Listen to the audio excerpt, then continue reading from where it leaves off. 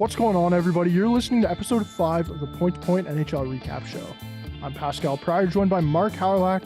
Mark, I know you have some things you want to say before we get into this podcast, so I'll give you the floor here, buddy. Yeah, man, I just wanted to just briefly go over the whole Adam Johnson situation. Obviously, he passed away a couple days ago after taking a skate to a throat in a hockey game. I saw the clip of it happening, not really what happened after it all. Look, it was tough to see for sure. We lost a guy really young. He's only 29 years old. Had some time in the NHL, played in the AHL quite a bit, scored his first career goal with the Pittsburgh Penguins. Just love the game, grinding through the AHL, Europe. Just condolences to his family and hope that a lot of other leagues consider bringing the neck guard into the situation. Obviously, it seems like it's an uncomfortability issue with these guys and why they don't want to wear it, but I hope after that we do see some change for some of these leagues. So getting into the podcast now, first topic I want to talk about is today's the Ottawa Senators. Obviously, some big news. Pierre Dorion, general manager, relieved of his duties. Seems like deja vu as we were talking about the Senators last week.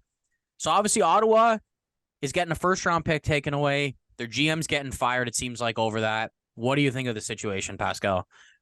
Look, first of all, I don't want to stroke my own horn here, buddy, but I called it, man. I called it. Season preview episode. Do you think it was happening this soon, though? Not this soon, but I didn't think it would happen this soon. I thought maybe they'd give him at least till American Thanksgiving, but I did think that if Ottawa got off to a shaky start, he was going to be massively on the hot seat, and it turns out he was. Honestly, this Dadonov and the Shane Pinto situation didn't help out with him at all, but with the Ottawa and the Dadonov situation, that to me, it's so weird that they lost a first round pick. Seems like the NHL. I really expected it though. I honestly expected a first. I don't know why. So for first off, people don't know what we're talking about when we say the Dadonov situation. Everyone might not know. So essentially, Dadonov signed a 3-year contract with Ottawa.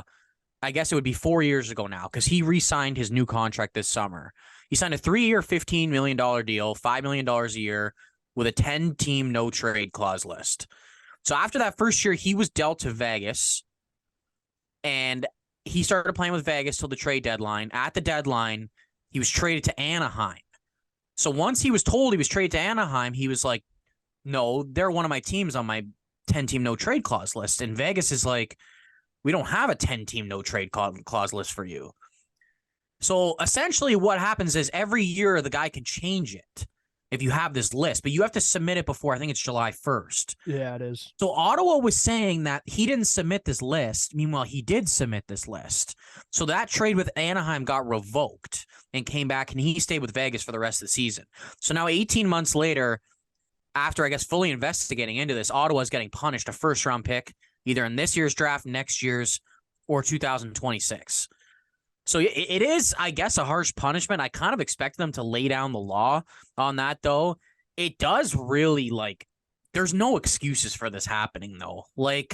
I understand the firing right off the bat. You know what I mean? This guy's coming into a new team, and now you're telling him, he's not going to have a first-round pick in the next 3 years because of a mistake happened, internally. You know what I mean? Yeah. It's kind of tough to see. It's definitely tough for Ottawa. The thing that helps them out with losing the first round pick, so is at least they're on the other side of their rebuild, right? They're not going to have they're not going to have a top 5 pick or one of those picks where it's like a franchise altering player, where a couple of years ago they were having those picks, right? It's more or less just for, I'm sure they're going to be in the thick of things, and it'd be nice to have a first to use as an asset to get someone, right? So Ottawa has the chance. I think they don't even have to decide until 24 hours before the draft. So they can, we won't even know if it's this year's. If you were them, would you kind of keep this year's and then wait down the road because you think you're going to be better in 2 years? Or would you give this year's? Because you have the option of choosing which first you give. You know what I mean? Yeah. Right now it's tough because we don't know, where they are yet, right? Yeah, it seems like they're 500. They're out of it. If they end up being really good, then I guess Yeah, maybe this year's. But then you also can't use it at the, like, if you use it at the deadline, then you're not, you know what I mean? You're not sacrificing that pick because you're giving it to another team. yeah, like I think we'll know a lot more sort of Christmas time. Because if the Senators are like in the race, then I'd go out and use that pick and get rid of it and try to get an asset in, and then forfeit the 100%. first round pick at a later date. But then again, you're like, I don't know, man. It's just a weird scenario right now. Like, who was the last team that lost a first round pick, but where they had the option of like what year it was going to I don't be? know because Arizona obviously lost theirs a couple of years ago, but they were just told it was for that upcoming season. Yeah. So So I guess that's why they're being more that's the more leniency about it. I guess it's like, hey, you can choose, but like you're losing a first. But I don't know, man. It's a strange situation. I don't really think that's, like I said, I just don't think there's really any excuse for like this to happen. Like, what possible reason does like Dorion and his staff have for this not like happening? You know what I mean? Like, this never happens in the NHL. Like, never it just heard of seems like they this. weren't on top of it. You know what I Yeah. mean? So getting into Dorian now, like, do you think his firing was or his being let go was like worthy, or do you think Ottawa sort of I think jumped the that can on this one? it's like they have a new owner, right? Like, if you think about it, like Anlauer, this guy, like he has no connection to him. And I think he's coming in and seeing this team, this is their time to like make the playoffs and be good. Dorion's built this team pretty much. They haven't really seen the success yet, and happens. It's like I kind of totally understand why this happened. I'm trying to find the quote on Twitter, but he did a press conference today saying, like, I think like losing your job is like the best case scenario for Dorion. Like, he thinks what he did was really bad, right? Do you think it's weird that the league did not, or do you think it's typical the league did not tell him about these like investigations, like Anlauer when he was buying the team? Because he's saying he was never told about this. Like, do you buy that or no? Was this a investigation going on like while the whole Yeah, buying of the dude, team because process? this happened 18 months ago. It's just like it's not working. They're not doing it at a high pace because I guess it's not like it's important, but it's not like that important. You know what I mean? Like, No, I think it honestly, like I think it is pretty important because if you look at it, no, but like I mean in the in sense like I mean like more like what happened with Kyle Beach. It's like, dude, you should be going pedal to the metal, finding out exactly what happened right away. You know what I mean? But this, I don't think they were doing that with this. Not that it's not important. It's just like I feel like sometimes like a situation like that, there might be a more important situation. You know what I mean? They've been dealing with this whole Mitchell Miller thing when he was trying to get back in the league. Like that's where they're going to be focusing on. That's more or less what I'm trying to say instead of it not being important. well, and they have the Hockey Canada investigation going on still Right, too, too. which like God knows where that is. I don't know how all this Ottawa stuff is getting solved before the Hockey Canada, like I and the feel like this NHL. might just be a lot easier to prove Yeah, that is because it's true. like Vegas could totally prove, I feel like, that they were never told about this list when he was traded there in the first place. You know what I mean? For me, it's just weird that they fired him so early on in the season, especially when I'm hearing like you know who the main name right now is for the new job. Yeah, Peter Chiarelli. Why? How? How is that guy gonna work in hockey ever again after what he the fucking dumpster trash that guy put together in Edmonton, man? Like to Listen, me, I it feel like at makes this no point, sense. like it's all up. Like Ann Lauer is probably fully involved in this now, right? Oh, 100%. Like Steos is the interim GM for now, but I don't know, dude. It's just like, do you want your first GM hire to be a guy who's getting ripped on because of like this Hall trade with Larson and giving out bad contracts in Edmonton, and you want that to be your first guy? Like, dude, I Well, prefer to no. give Steve Steos the shot. Honestly, I would have preferred just to keep Pierre Dorion, man. Like, yes, he did it was a pretty decent fuck up with the Dadonov situation. But when you look at the rebuild that he's like taking this team through, their rebuild has looked phenomenal so far. Like, yes, we haven't seen that success yet, but this is a team that we think in this Atlantic I Division. think that's what he's seeing, though, man. I think he's seeing we haven't had the success.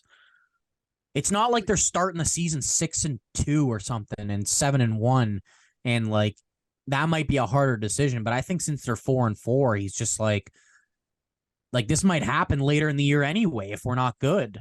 I think just this whole he was probably on the fence about it, and then this whole thing just pushed him over the edge, I think. Yeah, that's fair. If I see Chiarelli though in Ottawa, man, that dude, why don't they just give a new guy a chance? Like, why are you bringing in this old blood into the NHL? Like, what's the point? Like, well, because it's like a buddies club at the end of the day. It's like, oh, like it's like a country club, right? It's like you're letting your buddies in. Who cares, like, if they've done a terrible job in the past? Because it's your buddy, right? Like, the NHL still operates like that. Yes, we have seen some change for the better in the like last couple of years, but like, man, like we're talking about this, dude. Mike Babcock got a job over the summer. Like, that right there should be proof enough that the NHL still has this like buddies mentality around it, and that like if you've had success, like you're gonna have a place here. Yeah, which to me, I think they should move on from that, and because we all know what happened with Babcock. Like, I didn't even coach a fucking game with the team before he got fired. Like, I'm calling it. Pierre Dorion gets fired 24 hours in. 24 hours in. Yeah, that's what I meant. Peter Shelley. It's too many P's going around, man. 24 hours in. I think we should move on to the Heritage Classic, though. I don't know if you were watching this on Sunday. I for sure was. We can talk about my team afterwards because god damn, do they look miserable. The Oilers, though, they ended their streak with a 5-2 win over the Flames. Connor McDavid, this guy just defies the odds.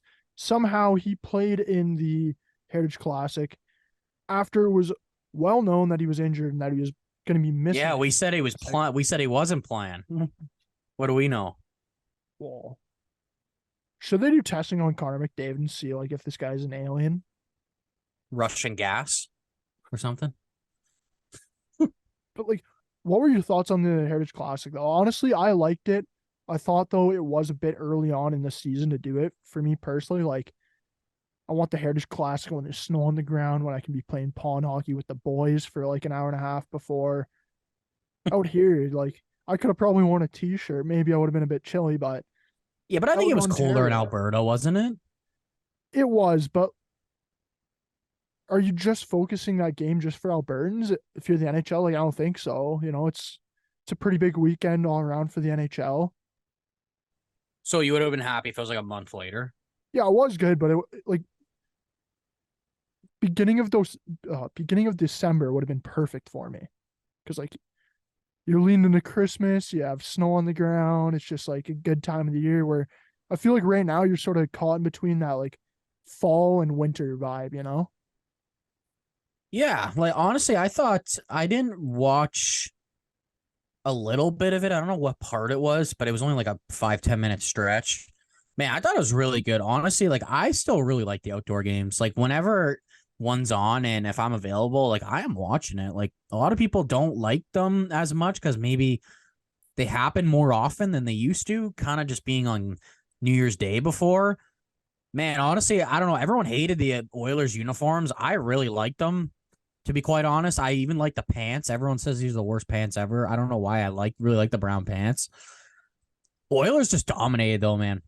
Calgary had a stretch in that game where they looked okay, but I mean, they came out of the gate flying. Couple early goals. Evander Kane looked really good in that game too, I thought. But Edmonton, at least in that game, looked like the team that at least we were expecting to be all year. I'm really curious if this is going to kind of change everything for them and they're going to start to get going here a little bit. Thought it was kind of like a complete performance team win. I don't know. Let's how do you think Edmonton played before we kind of like get into Calgary?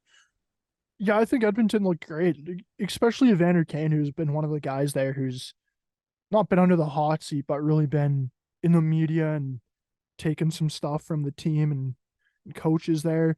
He looked phenomenal, which is good to see.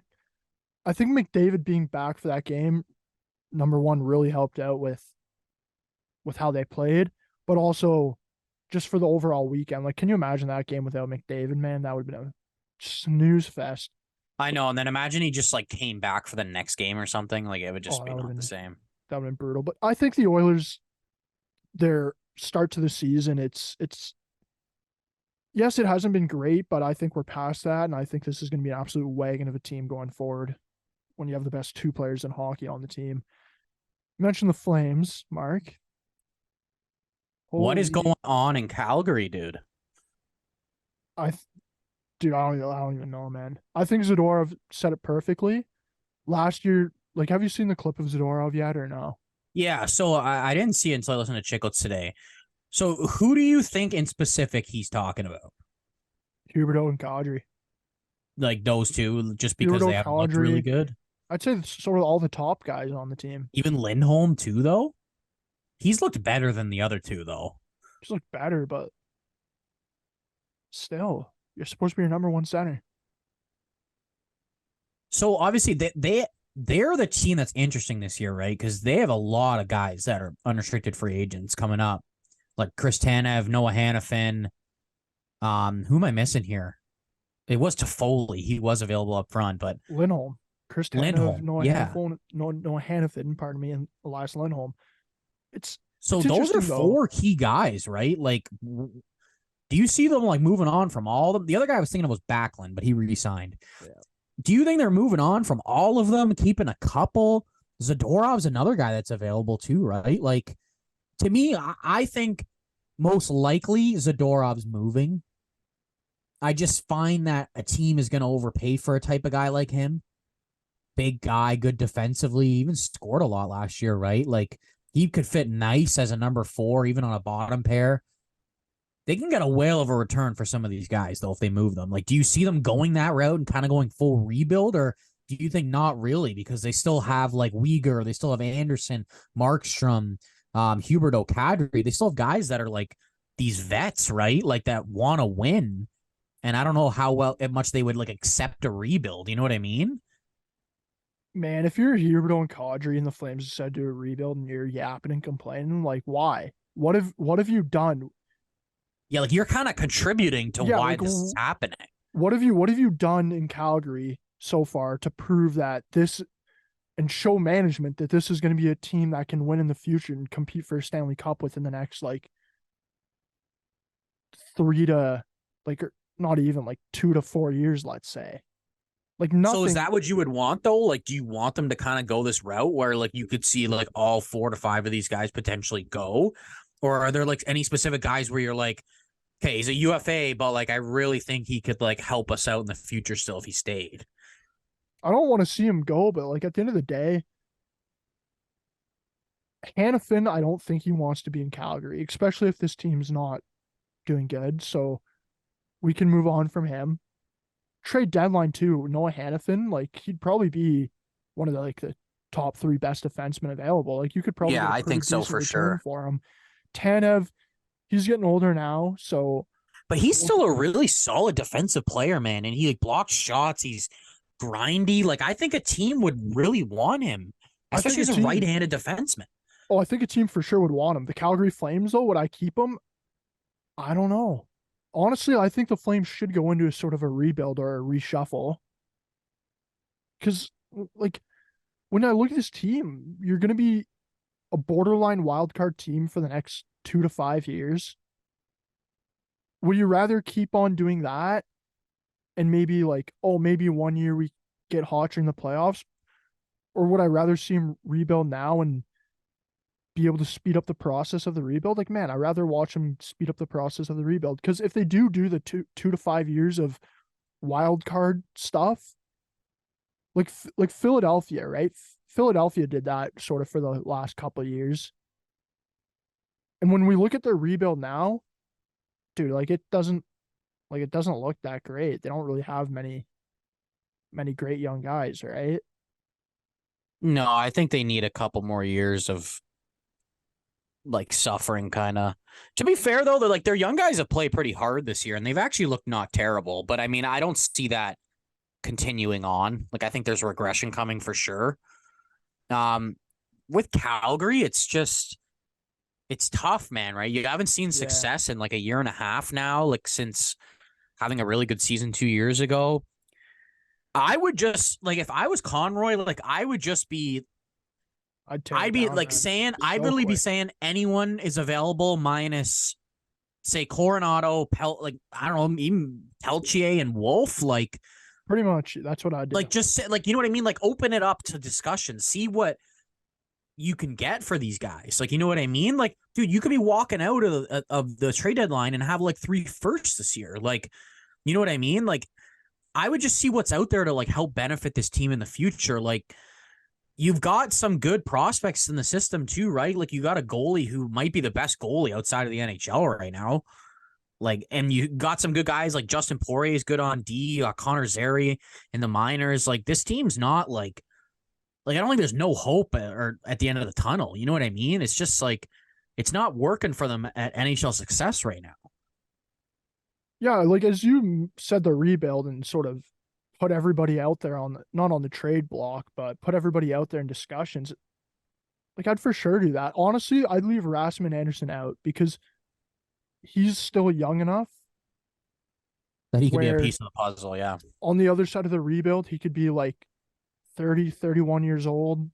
You're like number two defenseman, sort of like where Petrangelo is now. I think Anderson could be like that in like 3 to 5 years. And if he's like that on the Flames, like that'd be so good for him.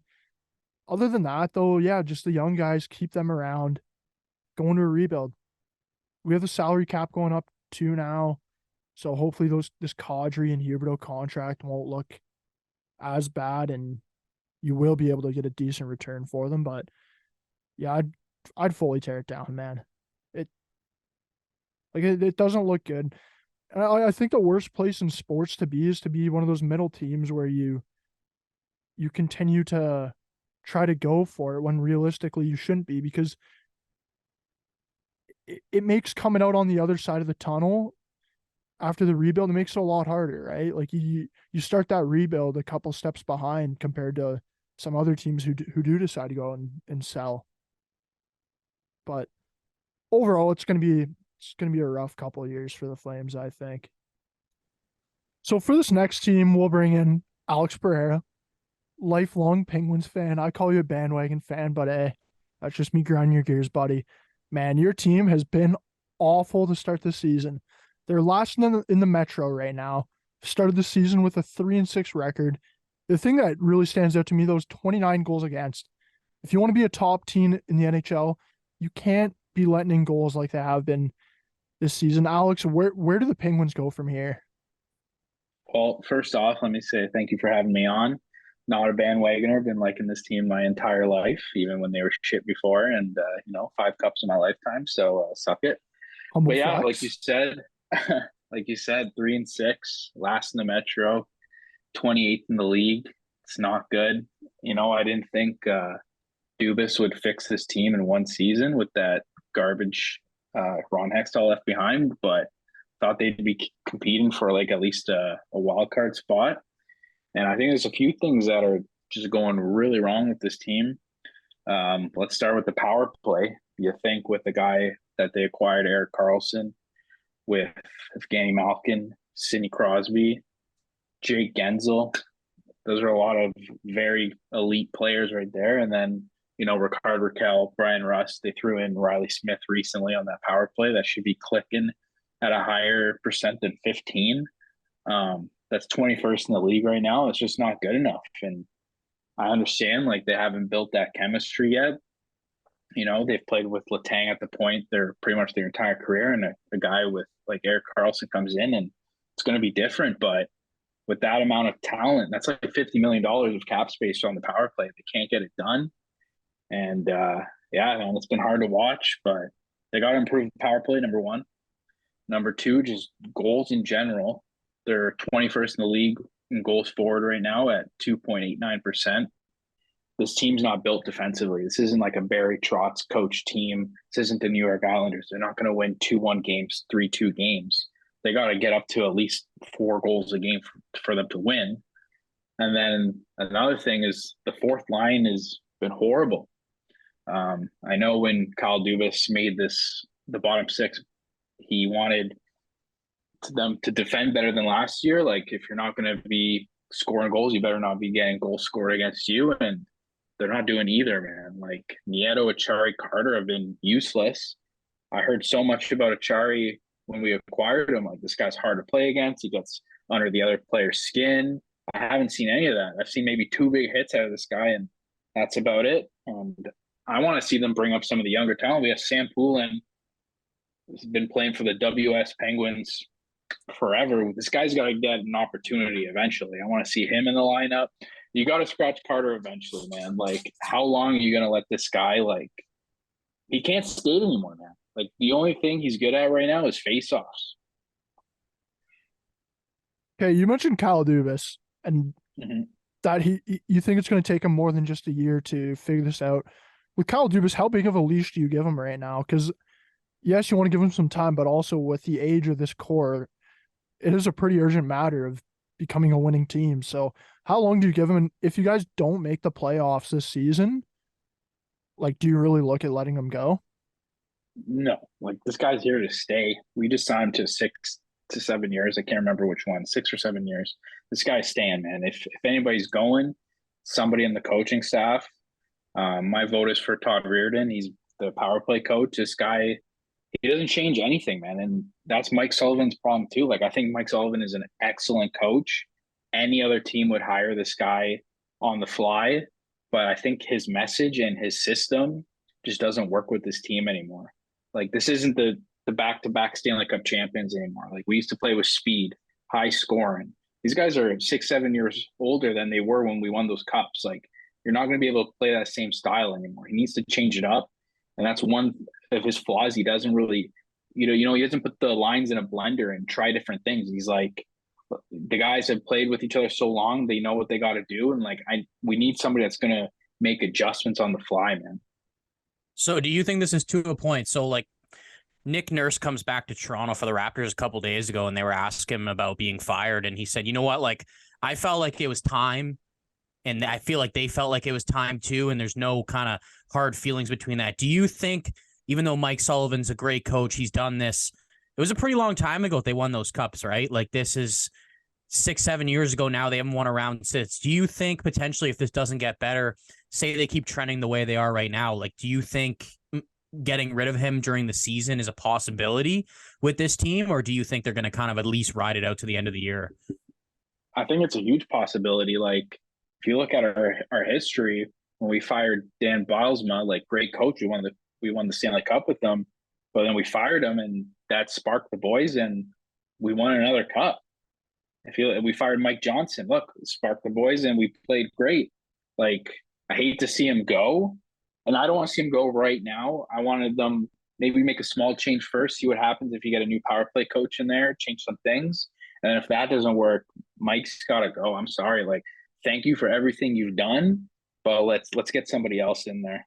My other question would be, so obviously there was a lot of change with this team in the offseason, and obviously, like, you get higher hopes for at least like the bottom 6. Do you think this is kind of like, we're early in the season, they changed up a lot, they haven't got going yet? Or do you think there's going to have to be some sort of move coming, whether that's internally calling up a guy like Poulin or Puustinen, or do you think another trade could be in the mix at some point here? Obviously, they don't have a lot of cap space, and it's going to have to be sort of money in, money out. But like, how do you see this playing out if things don't kind of start getting better? Yeah, something's definitely got to change. I could see a trade in the horizon. Let me say, though, like, he has made the third line better. Like, Lars Eller's been great.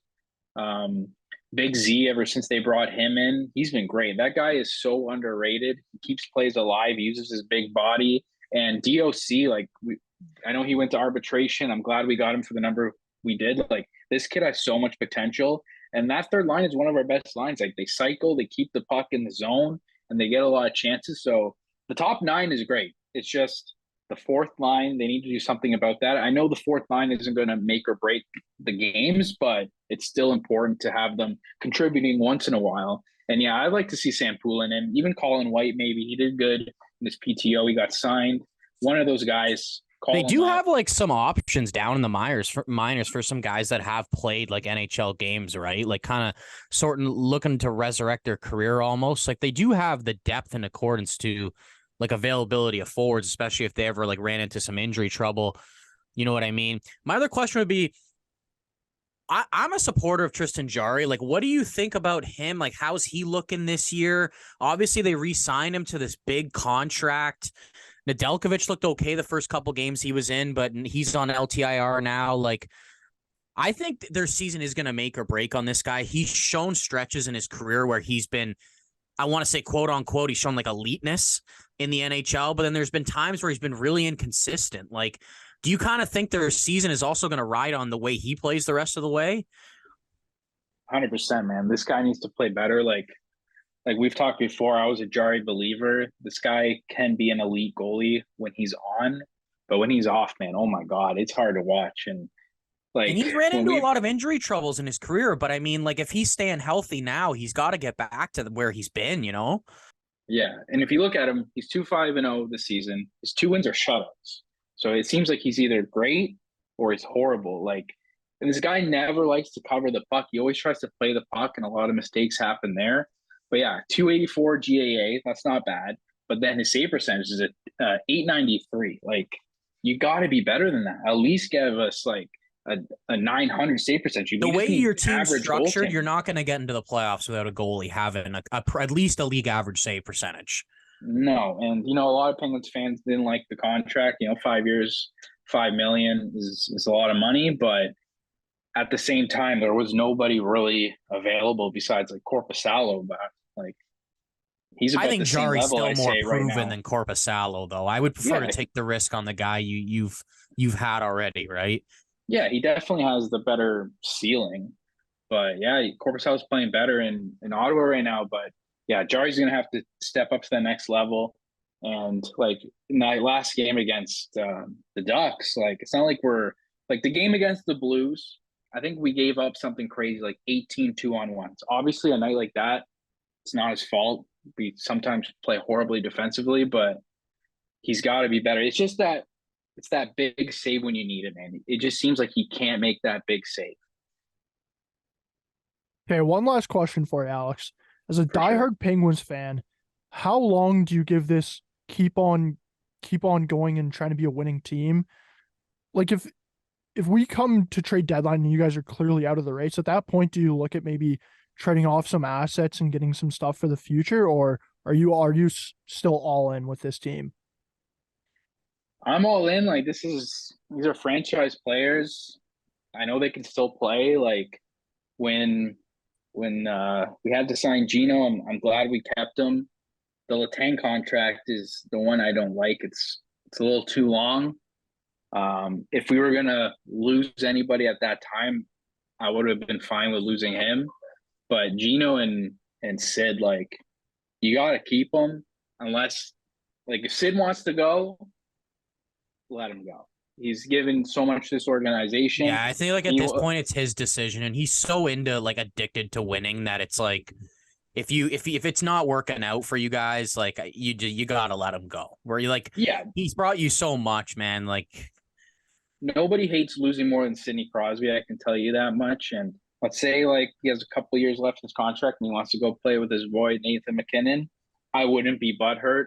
At the end of the day, when he's done, he's going to sign a one-day contract, retire as a Penguin, and I could see him working in that organization just like Mario. So if it happens, it happens. It's going to be a sad day. I might cry a little bit, but it is what it is. I think he's getting front office position. And to be honest, at the time, I don't know if you're getting like a huge haul for Gino. Like last year, he was coming off like knee surgery. He was still playing the game. I don't know if you're going to get like 3 first-round picks, something crazy like that. But at this point, I just want to see them ride off in the sunset, baby. And then I'll go.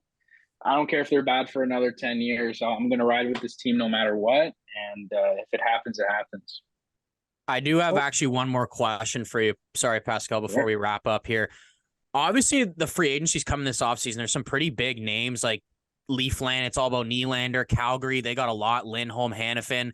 Jake Ensel's been kind of swept over the rug in this aspect, right? He's got an expiring contract this year. He's coming off what was a 6x6 deal. Definitely been worth it for the Penguins. How do you see that playing out? Like, do you obviously he's won a cup there? I'm sure he loves it there. Do you see him coming back? If you're out of it at the deadline, do you look to move him to get a huge haul in return? How do you kind of see that playing out? And if they do re-sign him, like what kind of number do you think he's going to be asking for? Personally, I'd like to keep him. I really like Jake. But at the same time, like a long time ago, we traded 40 goal scorer James Neal for Patrick Hornquist. And at the time, I was pissed. But clearly that trade was pivotal for this organization. Patrick Hornquist is a gem. You can't find players that do what he did. So you never know.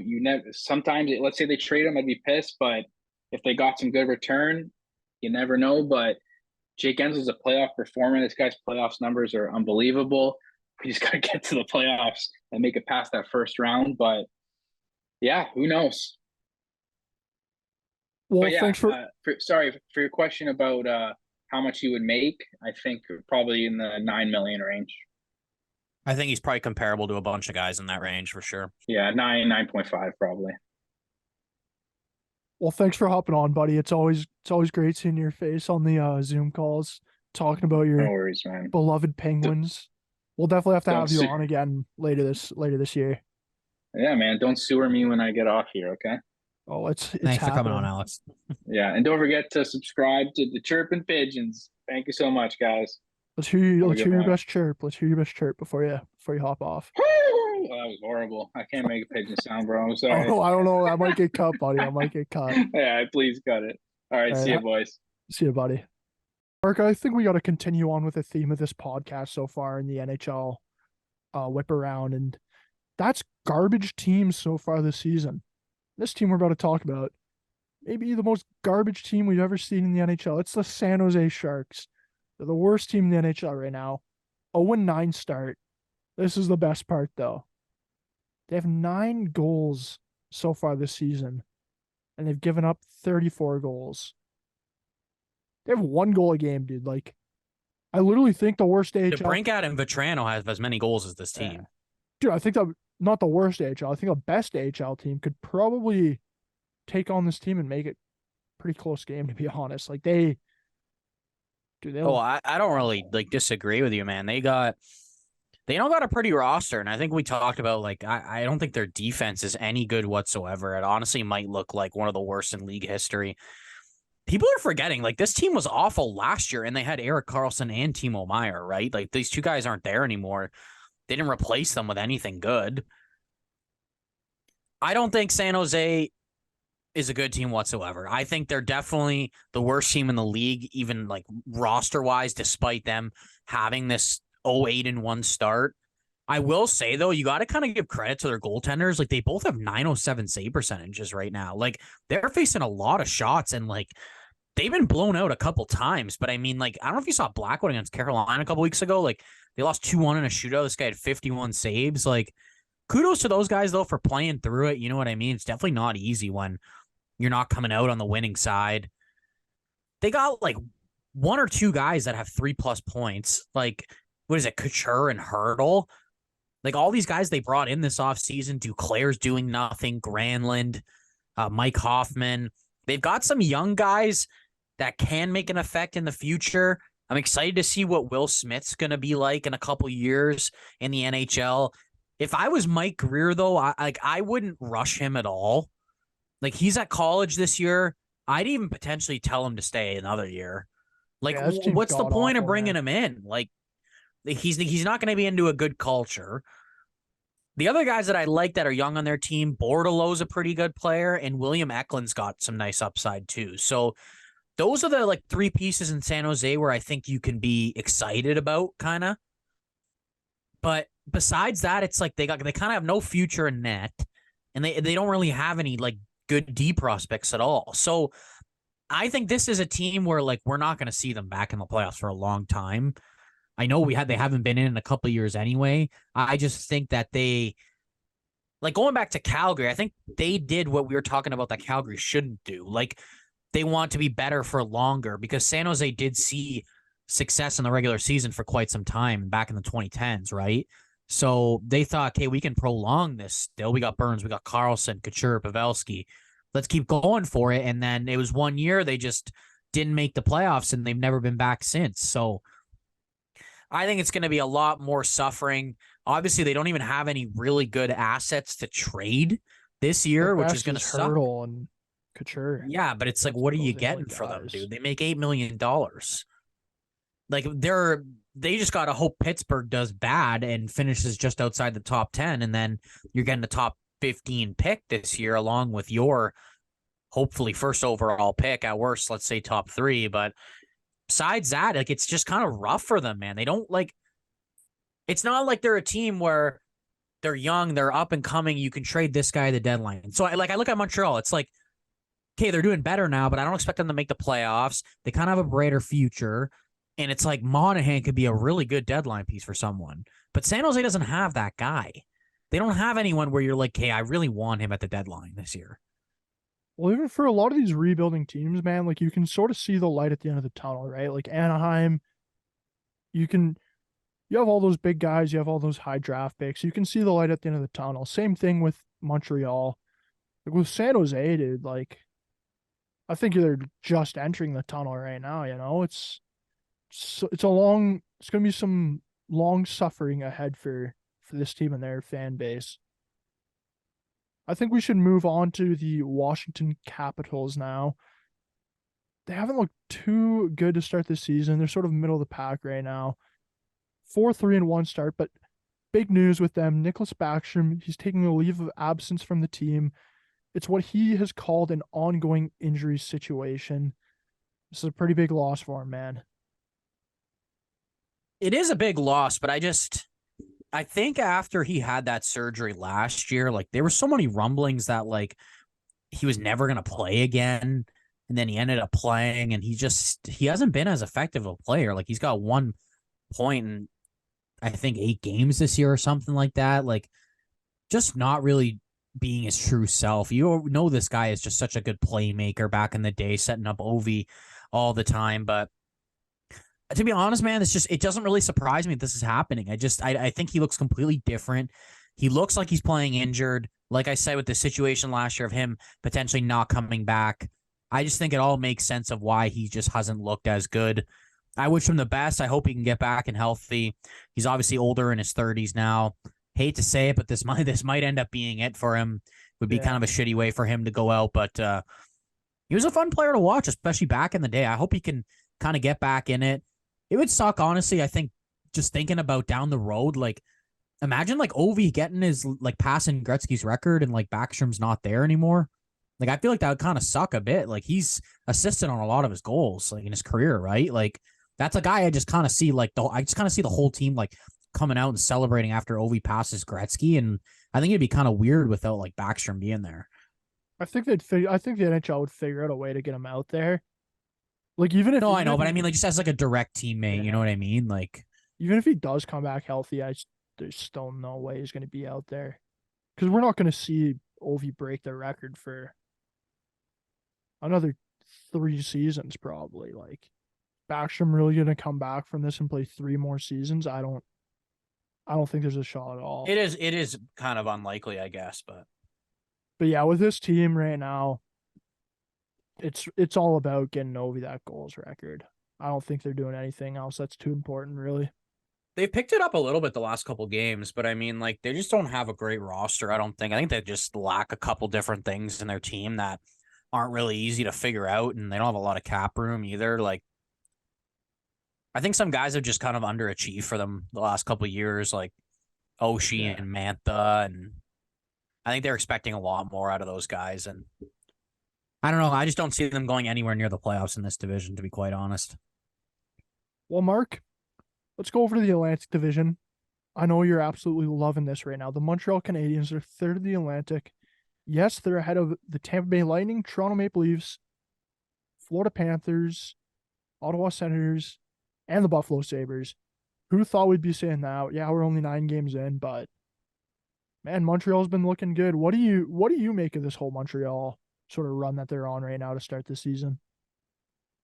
Man, it's a really hot start. They've been quite impressive, to be quite honest with you. Like, as much as I don't really think they're going to make the playoffs this year, like, it's an exciting time. Like, I thought that Kirby Dach injury was just going to really deteriorate their offense. It's still looking good, though.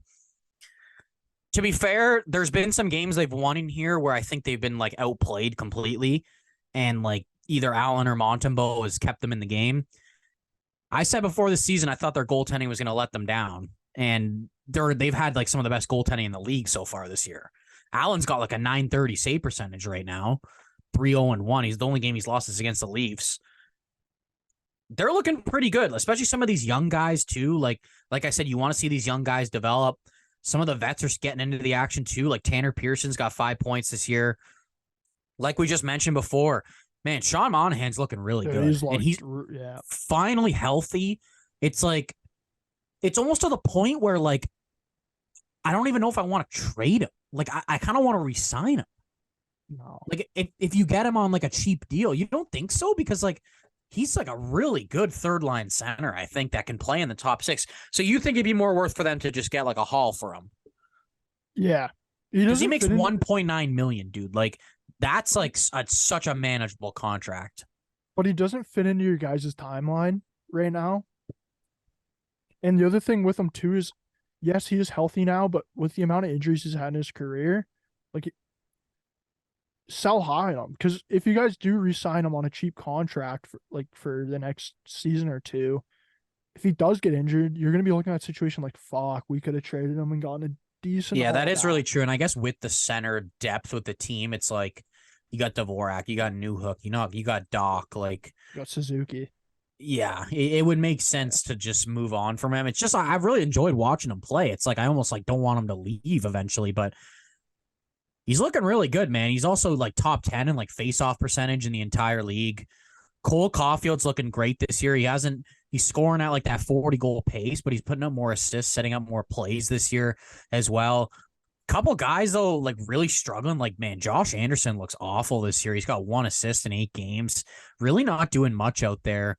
Their bottom line as well. Like, they've been kind of flip-flopping guys out of the lineup now. Joel Armia finally got a shot after coming in off waivers. He looked all right for a couple games there. The only thing, too, is like Slavkovsky. It's like, I was going to bring that up. What do you do with him? I don't know what to think of him, because it's like, I think he's an NHL caliber player when I watch him play. He's got some really good attributes to his game. Like, he's huge. He's fast. I can see him in the future being like a good power forward. It's just like, he doesn't like carrying the puck like he used to. He doesn't really like threaten you because he doesn't use his size that much. I don't understand why they have such an issue with like sending him down. Like, why not send him down and get some more experience? Like, get some more time where you can carry the puck more. You know what I mean? It's just like, he's never played an AHL game. Like, I get he was first overall, but like, he's still 19. Like, why not? Dude, you could send him down for like 10 games and it can do him wonders. Like, what if he goes down, puts up a point per game and just like gains his confidence? Like, you know what I mean? See, I'd keep him up right now. And then once, because the Canadians, they're not making the playoffs this year. No, I think there's definitely regression coming, especially with how good the goaltending's been. It's like, if we even start getting league average goaltending, then I feel like we're out of the playoffs, to be honest with you. But that's why I think too, it's like, we're not really trying to make the play. Like, I'm sure they want to make the playoffs, like internally, but like, I don't think Ken Hughes and Jeff Gordon expect it. So it's like, why are we rushing this kid this year then? Yeah, I'd keep him up for the next 10 games or so, and then once you guys do hit this regression, I'd send him down then. Because I feel like for right now, yes, if he's not putting up the points or getting that production that we think he should be, I think it does benefit him being around players like Suzuki and Caulfield who are taking those big steps this year, and being around Montreal. Because right now, Montreal, the Bell Center looks like a blast right now. So I think they're winning, right, man? Like, it's just like, it's hard to like Like, I It's think like, it is yeah, good I'd to like have to him see up there another to get high pick come that in, but like, experience. what's that? Sorry? Like, I think it's good to have him up right now, so he's getting that experience of like what Montreal is like when you are Like winning experience and winning. stuff. Yeah, Yeah. but It's then like you yeah, can it's never hate on winning, right? Like it's like as much as I've kind of expected them to be like 500 at this point or even below, it's like, man, I'm enjoying watching them. Like them tying the game late against Vegas to like send it to overtime. Like I was like fired up. Like I don't cheer for them to ever lose, right? Like, and the fact that the last game was a huge test for me. Like it's like, okay, we've been doing good so far, but we're playing in Vegas now. Like, what are we gonna show?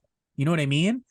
We go out and outshoot them by 15, force them to a shootout and lose. Like it's like, I don't know, man. Like that's a test where they're looking pretty good to me. So curious to see where this goes with them. I do think regression is coming just because of how good the goaltending's been. But I mean, I hope some of these young guys can take these steps that they've been taking. Hoping Slavkovsky takes another step too. So don't expect them to be in the playoffs, but I mean, they might not finish last in the Atlantic, like I said. We'll see. I think another big part of the success that you guys are having is your coach, Marty St. Louis. Like, this guy is convincing the players that like this is the team that we are. This is the team that we should be playing like. I think the good thing about him, right, is like he was never drafted. He's kind of been like in every single guy's like every guy that's on the team, he's been in their situation, right? Like from a fourth liner up to being on like an all-star, right? So he can relate to anyone. And the guys just seem like they love playing for him. Like I don't see this team like I don't see anyone else being the coach of this team. Like I just think he's that good of a fit. Yeah, he fits so good. Since the day he was hired, man, I loved it, dude. I was like, oh my god, this is so perfect for Montreal. Yeah, I think it's a really good move for them, and I mean, I think he's gonna have a lot of leeway here anyway. Like, it's like I don't think if they don't make the playoffs this year and next year, like he's gone. Like, I think it's just like he's starting in that rebuild, and he's gonna come up with these guys. And I honestly really hope he's the coach for a really long time. Well, let's move on to your division rivals, the Toronto Maple Leafs. They're fifth in the Atlantic right now. 5-3-1 start to the season. For me, the biggest thing when you look at the Leafs right now that I think is sort of an issue for them is the way the time on ice has been divvied out so far this season, and then just that bottom production from like the players in your bottom of your pardon me, from the players in the bottom of your lineup. Like, you're not getting that production from them right now. Yeah, I mean, like I wouldn't be too worried if I was a Leafs fan, to be quite honest. Though I feel like they always kind of get into like a slow start at the beginning. Their bottom six has been like very surprisingly like unproductive. Like one guy to note who I just does not think this looks good at all is Max Domi. Like I don't think he scored yet. Just 4 assists, that's it. Yeah, like Nyes, he had a couple games where he looked pretty good. Like Bertuzzi, I don't really think he's looked himself either, to be quite honest. They've just been relying on those top guys, right? Like Tavares, Marner, Matthews, Nylander. Those guys have been producing. Like Nylander's on a 9-game point streak to open up the season. He's looking really good. Matthews, obviously, 2 hat tricks to open up the year. He looked really good. Wool's been giving them really solid goaltending back there. Samsonov's been pretty big worry, I think. But yeah, they need to get some stuff going from their bottom six for sure. I'm not really convinced that it's that great of a bottom six. I think they overuse like Kampf a lot. I think they need a third line center. I was saying this at work, dude. I don't think this trade would ever happen, but I think Sean Monahan would look great in Toronto. Yeah, he would. I think he looked really good. And like I feel like you could make that money work somehow. I don't know if that trade's ever gonna happen just because of the rivalry, but the Leafs, to me, it's like I think they're super talented offensively. They need their depth to get going. I think they really need a third line center. I really think they need like another defensive defenseman who's like bigger. And you can't definitely say they have a goalie issue because like one of their goalies is playing well, right? It's just your so-called starter's not. So, I mean, you just got to ride Wall if he's playing good. Like he even looked pretty good against the Kings yesterday. Like they just didn't really help him. The Leafs couldn't get anything going yesterday, man. I don't know if you watched that game. Like LA just completely shut them down. It was so weird to watch, just coming from a team that's so like highly skilled, highly offensive. Leafs were they were too busy focusing on their post-game Halloween costume party. That's what I heard. But yeah, for me, the biggest thing is just the time on ice, because I don't think they can go through this whole season with how it's been so far for players. Like Mark Giordano right now is playing 17 minutes a game. Yeah, that's a guy where it's like, man, like I'm not even sure if I'd have him in the lineup every night. Like by game 45 or like 50, this guy's going to be done, man. Like he's going to be a zombie out there if he's playing 17 minutes a game. Like Max Domi too. He's playing 13 minutes a game right now. Like, yeah, he hasn't been like, you think he should be playing season. more like 17, 18? Not that high. I think more between, I think at least 15 though. No, like, yes, he hasn't been playing too well so far this season, but play him 15 minutes a game for the next 5 games and see what he can do. If he's still playing bad at that point, then yeah. Keith's just very like, I wonder if it's just because like Domi's not the like most defensively responsible player, and like he's just kind of like giving the puck away sometimes, and when he's not producing, I guess like Keith doesn't want to play him as much. But I mean, he's not really going to produce more, get any better unless you play him, right? So I don't know. I don't really get it either. Like, why are they playing these guys so much right now? Like how is this gonna like? It obviously benefits them because they're on the ice longer, but in the long term, it really doesn't at all. Like, burn them out. They're going to get tired for playoffs, and I don't want to say not produce, but like, you know what I mean? And then people are going to be like, well, why is this guy got 5 points in 7 games? Well, because he's playing 25 minutes a night, like every game. You know what I mean? Like, I don't know. I don't really like Keith's decision making. I don't even think he should have been re-signed at this point for next year. It's like, why don't you just play out the year and see what he does? He changes the lines up way too much too, I find. Would drive me nuts if he was my coach. Even in the playoffs, like, it's just, I don't know. They don't really have a lot to work with right now, though, right? In accordance to, like, they have to put the same guys in the lineup like every night because they're so close to the cap.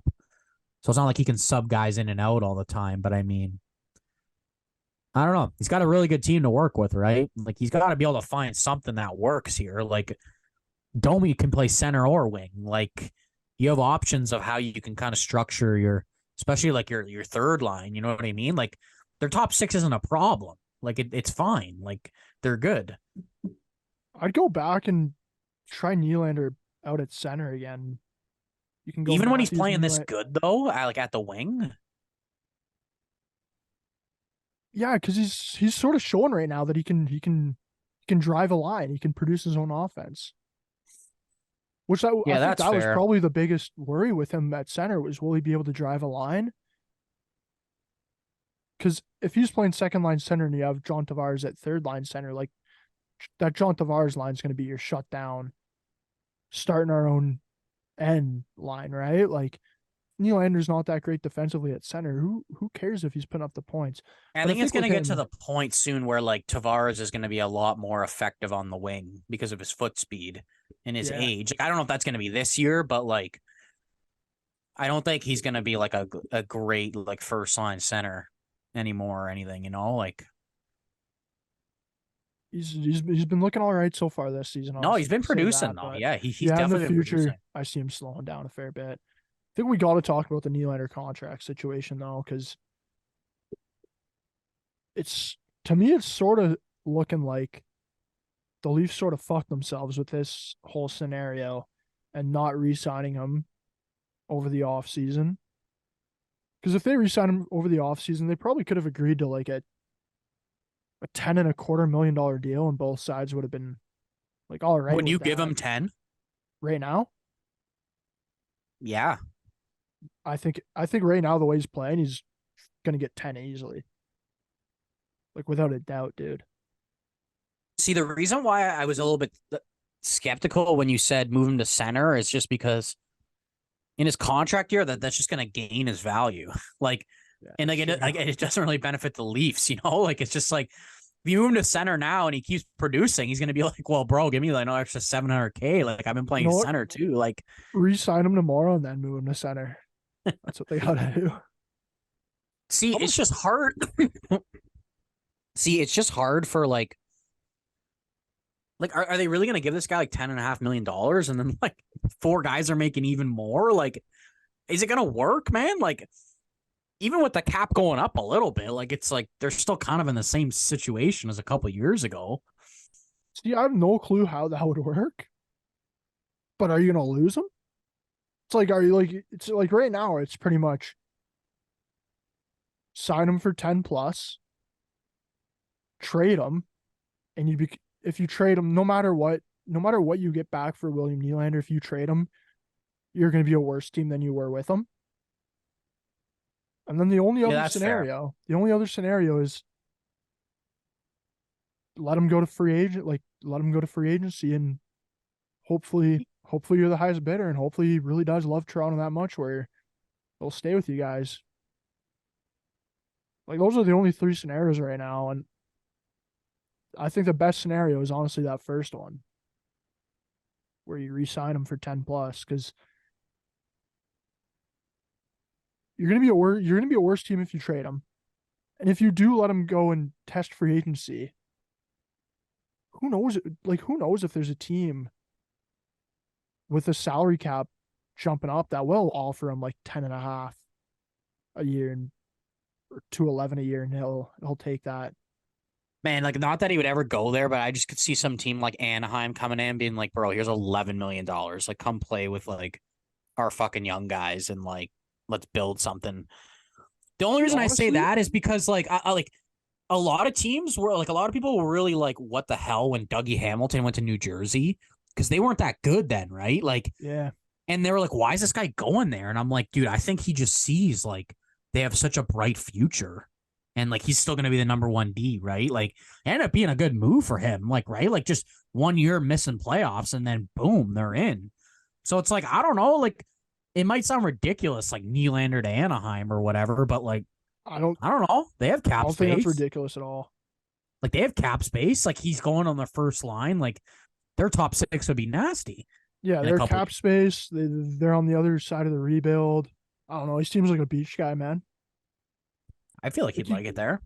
Nylander to Anaheim.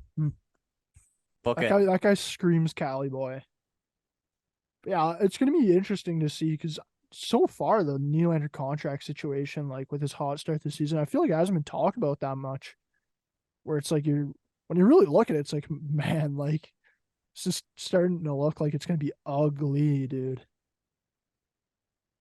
Man, if he keeps producing like this, it's like I think teams are going to be willing to offer to like outbid the Leafs if he gets to free agency, but the Leafs are going to have to be careful and try to figure out their cap. Like I'm sure Tree Living's like happy he's producing, but also like, holy crap, like this guy's dollar's going up by the day. Like, you know what I mean? They already had to use some cap gymnastics just to fit their current team under that. They were like a couple hours away from being over the cap until they traded Lafferty. You know what I mean? So I don't know. It's going to be really interesting to see. He's taken at least like a $4+ million pay bump than he makes now, though. So the Leafs are going to have to factor that in as well. Even if the cap goes up $5 million, it's like, well, you're giving Nylander like another 4 on top of what he makes now. So you're almost like in the same situation. You know what I mean? Yeah. If you're the Leafs, you just got to hope he starts to tail off a little bit. Or you just hope he's at the end of the day, he's like, yeah, I'll take like 10-2-5. Like, you know? I don't think the Leafs even want to give him that, though, man. Dude, the Leafs didn't want to give him like 9.5. Do they really have a choice now, though? Yeah. It's not looking great for Brad Treliving now. Looks like that's starting to come back to haunt them. He's getting the Halloween haunts with Nylander right now. I guess it's just going to really depend on what they can find, like their final offer is, and whether like it's just like if he's willing to leave or if he loves it like that much, you know? I could see him testing free agency and staying, but like, man, they got to get it done before then, though. If you're the Leafs, they can't risk him going to that, but then you have to sacrifice the money, dude. Yeah, that's your like. I don't think there's a chance. Though. At least right now, they're getting him for like under 10. No, there's no shot he's re-signing for under 10 right now with the way he's started the season. Yeah, like so it's like I don't know. Like I kind of see this playing out till like at least like close to the deadline. Like no contract, I mean. Yeah. it's going to be interesting to keep an eye on for the rest of the season here. What's going on with the Nylander contract and some of these other guys, like the Calgary guys, what's going to go on there, as we mentioned earlier in the podcast. Yeah, we were talking about Jake Gensel too at Alex for a little bit too. Like he's got a good start to the year too. I don't think he's like close to double digits or anything, but Pitt misses the playoffs again. Like, does he walk? Who knows? I think that about wraps it up though for episode 5. Thanks for tuning in, everybody. We'll be back next Sunday with episode 6 of the Point NHL Recap Show.